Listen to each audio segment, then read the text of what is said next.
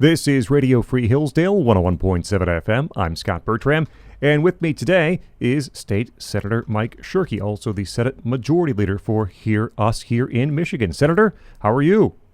I'm doing great, Scott. It's nice to be back on with you.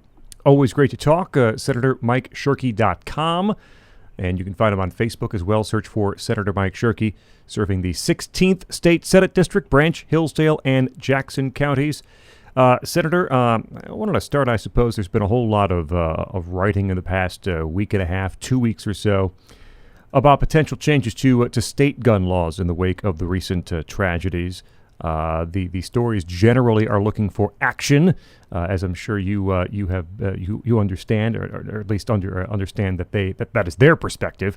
I saw one headline saying, Michigan has to do something about its middling gun laws in a news story.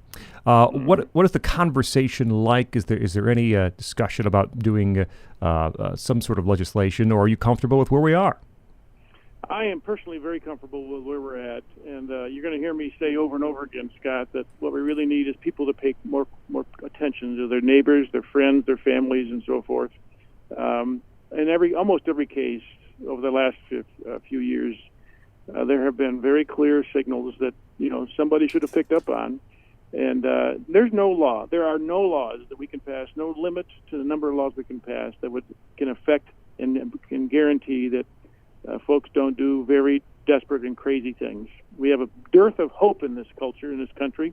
It shouldn't surprise anybody when we take God out of schools and God out of everything else.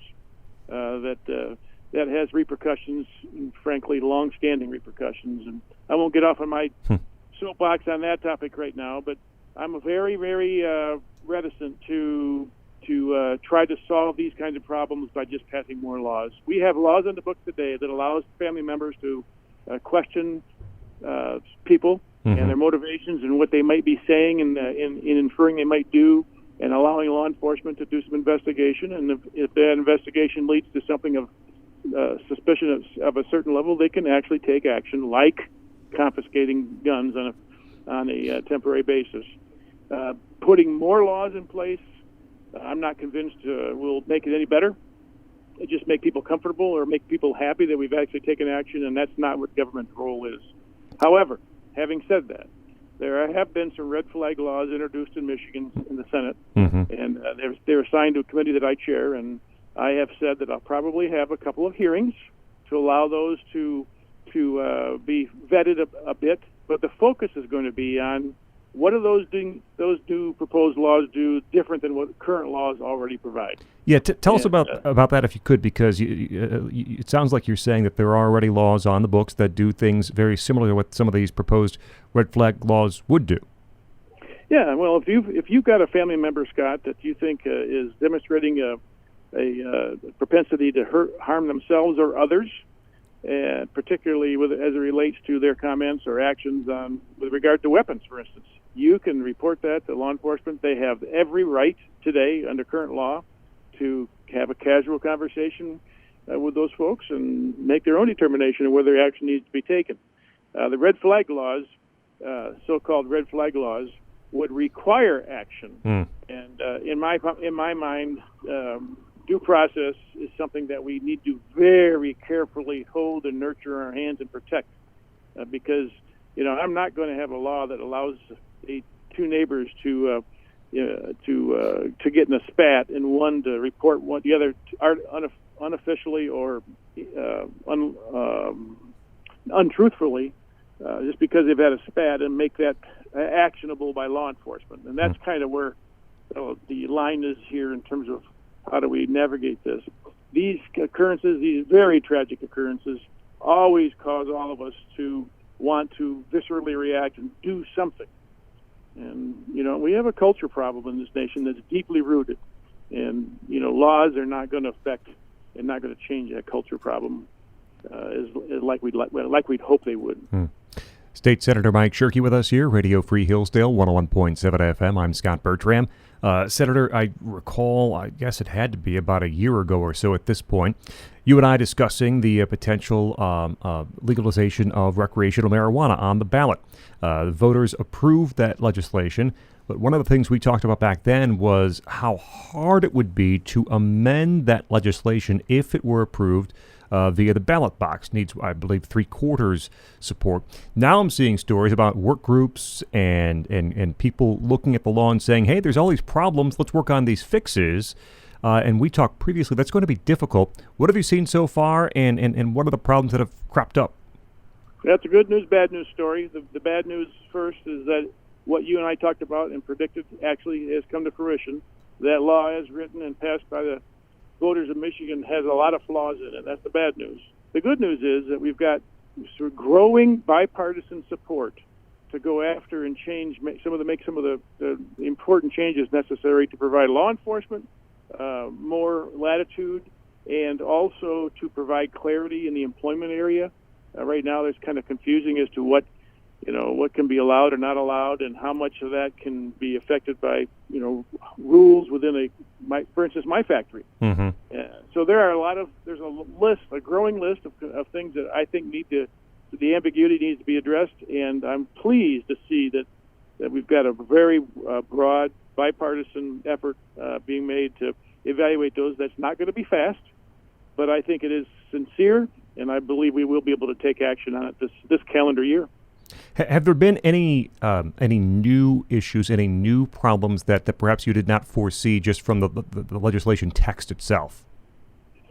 No, not really. It's just in the implementation. I had dinner last evening with the director of licensing and regulations, and she's doing a really good job of identifying where those vulnerabilities are, and I think that we're going to prioritize those. And like I said, I'm pretty confident we're going to be able to muster together the support to address them.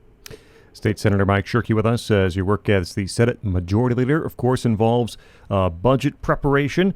When is that deadline? Remind us again, and how are the discussions going?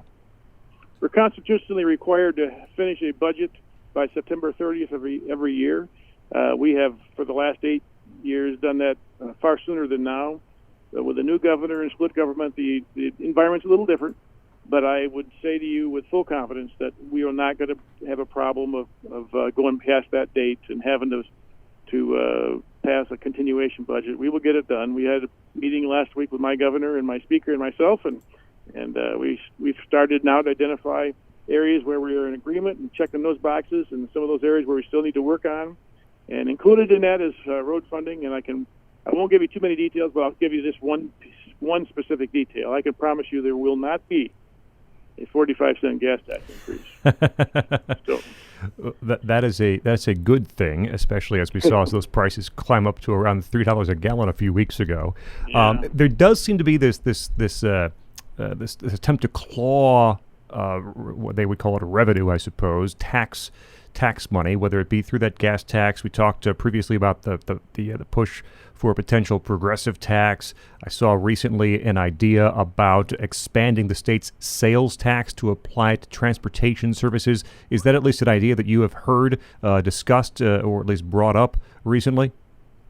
Yeah, all the options are still on the table. We have those and many others that are being evaluated. I happen to think that long-term, using sales tax is a far better, more predictable, and sustainable methodology to fund our infrastructure than a gas tax is, because of the vulnerabilities that technology is going to create for fuel.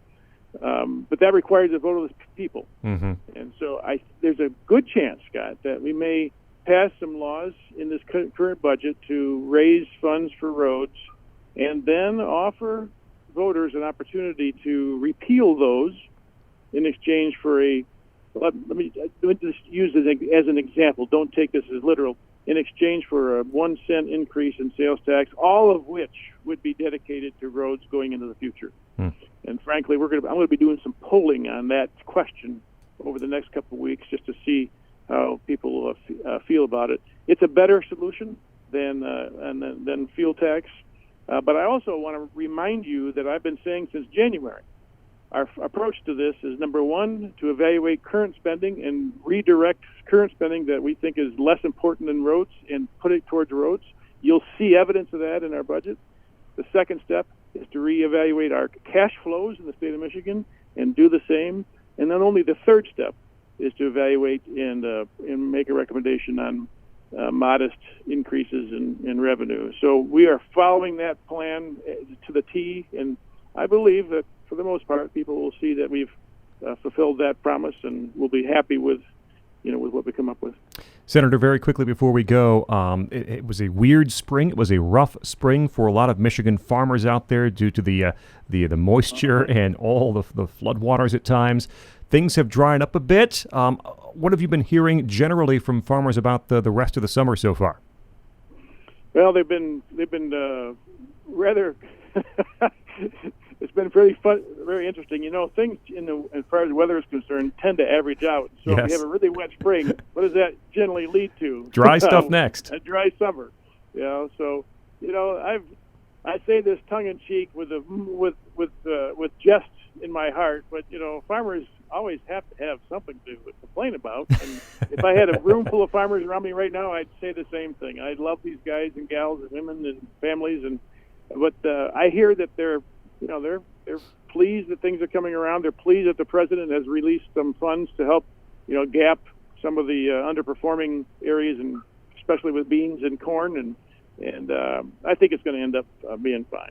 All right. State Senator Mike Shirkey from Michigan's 16th State Senate District. He's also the Senate Majority Leader. You can find him at senatormikeshirkey.com or find him on Facebook as well, searching for Senator Mike Shirkey. Senator, thanks for joining us once again. Always nice to talk. Yes, sir. You too. We'll talk to you in a couple weeks, Scott. Bye-bye.